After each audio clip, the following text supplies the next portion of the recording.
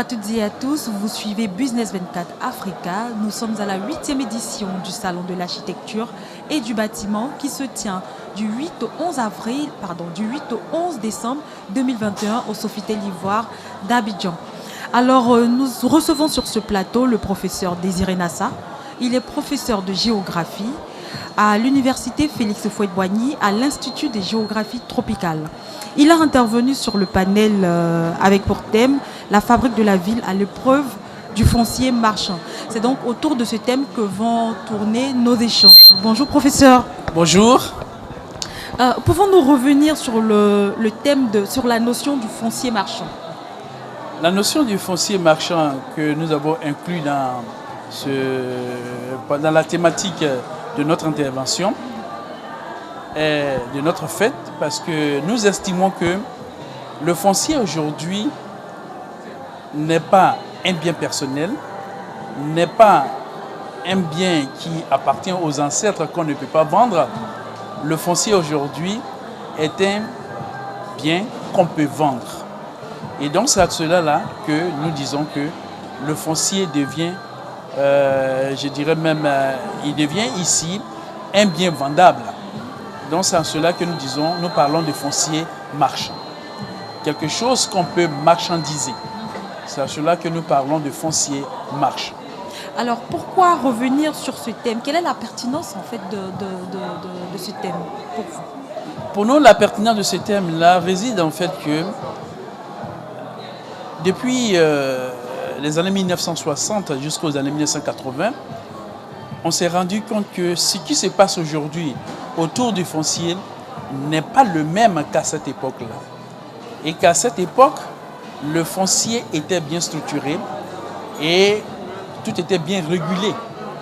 Mais aujourd'hui, on se rend compte qu'il y a une classe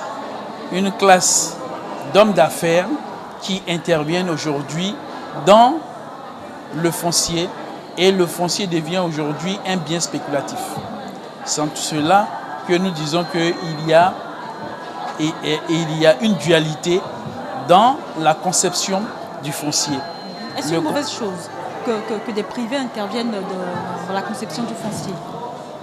Ce n'est pas tout à fait une mauvaise chose, mais il faut le privé professionnel. Il faut le privé professionnel et que l'État, en plus, l'État puisse aussi être l'agent régulateur pour permettre à ce foncier-là de ne pas connaître ce que nous voyons aujourd'hui. Voilà. D'accord. Alors, quelle est la corrélation, j'avais envie de vous poser la question depuis, quelle est la corrélation entre géographie et foncier? La géographie, c'est une science de l'intelligence de la Terre, comme je l'ai dit tout à l'heure. Et cette science-là a pour problématique les faits spatiaux et le foncier se trouvant sur l'espace, nous voyons les implications de ce foncier-là sur l'espace vécu et l'espace bâti et ensuite aussi l'espace non bâti.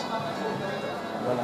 C'est pourquoi il y a une corrélation entre notre science et ce que nous voyons au salon auquel nous participons aujourd'hui, qui est le bâti. Très bien. Archibat est un cadre d'échange, de partage et également de proposition. Alors, quel pourrait être l'apport de la géographie dans le développement d'un Abidjan ville durable?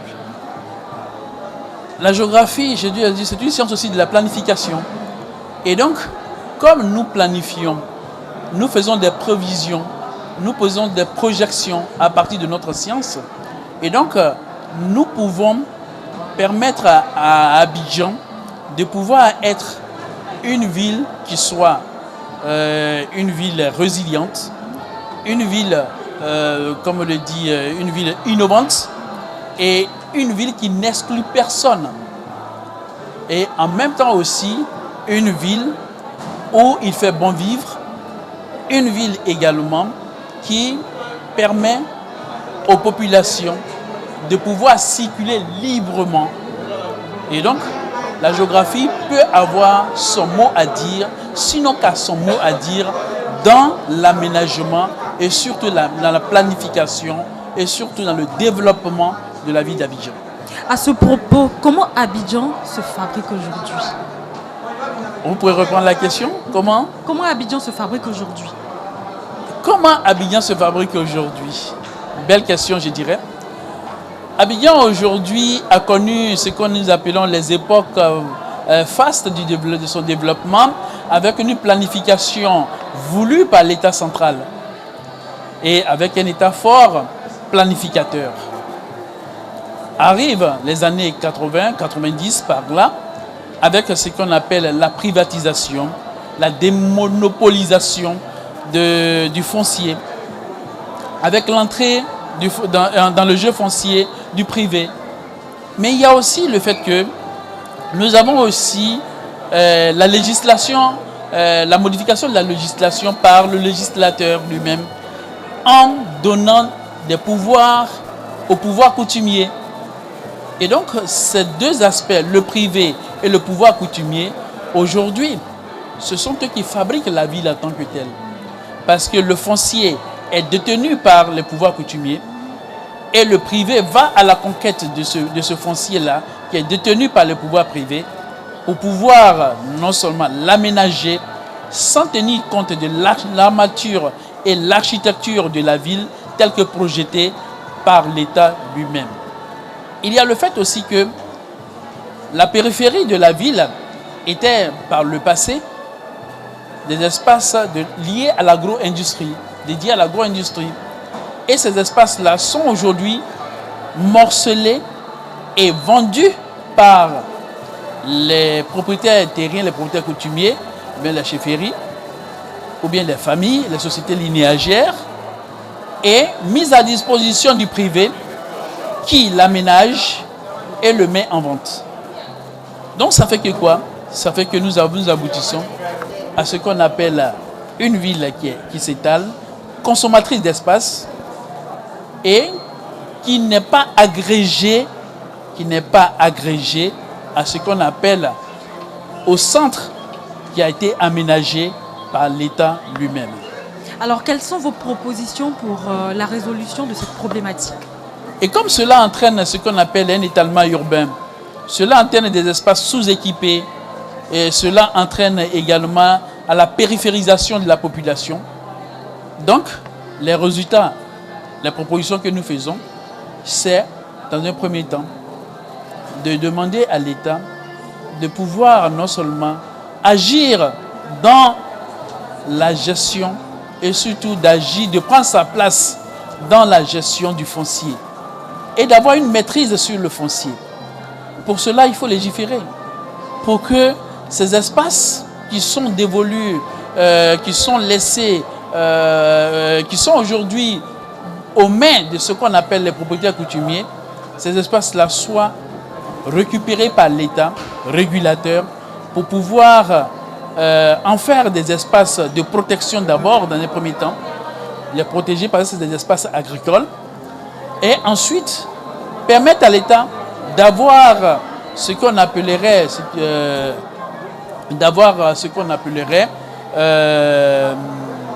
je dirais même un foncier par la suite pour pouvoir faire ses projets d'avenir.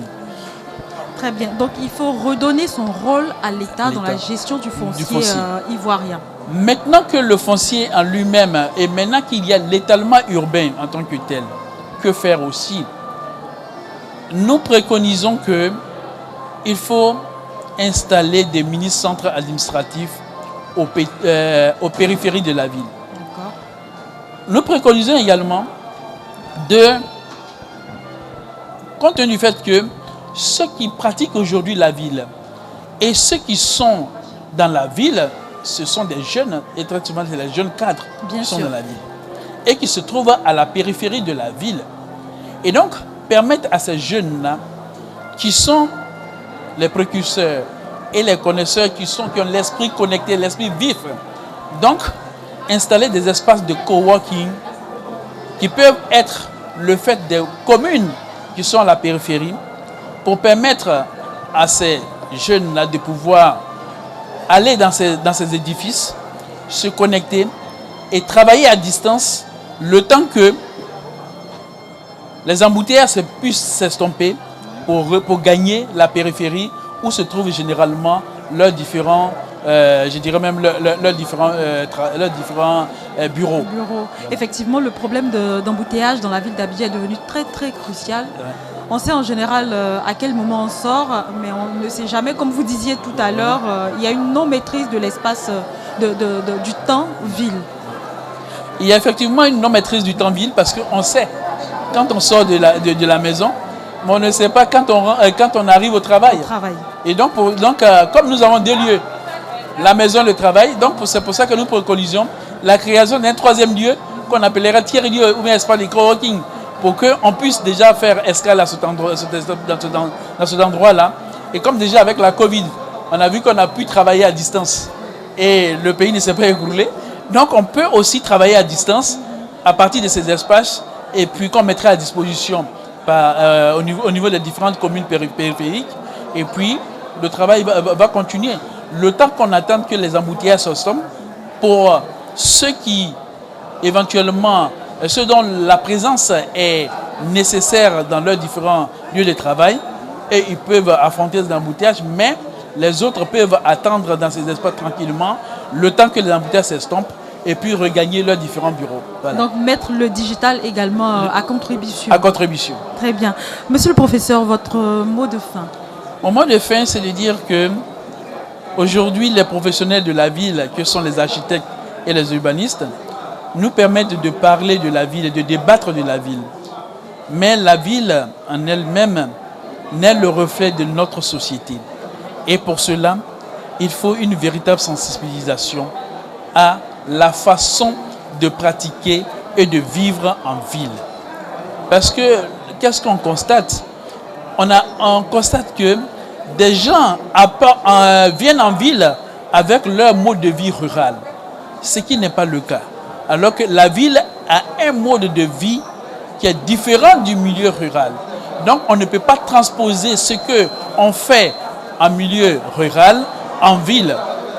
Vous voyez par exemple, quand bien même que les espaces, comme je vous l'ai dit tout à l'heure, les espaces centraux, quand on a l'exemple de Yopougon où on avait Sikoji et autres, aujourd'hui, vous voyez que ces espaces-là sont carrément transformés. Oui. Donc il y a une forme de refabrication de la ville, de l'espace planifié par l'État. Et on a même des maisons aveugles. Où il n'y a même pas de l'incivisme également. Donc il y a l'incivisme urbain qui existe. Et comme il y a l'incivisme urbain qui existe, il faut pouvoir former les gens au civisme urbain pour voir à la façon d'habiter et la façon de pratiquer la ville. Merci, monsieur le professeur. Je retiens un point très important, la sensibilisation au civisme urbain. Mesdames et messieurs, vous avez suivi notre entretien avec le professeur Nassa Désiré, qui, je rappelle, est professeur de géographie à l'université Félix Houphouët-Boigny, à l'Institut de géographie tropicale. Merci de nous avoir suivis. Bonne suite de programme sur Business 24 Africa.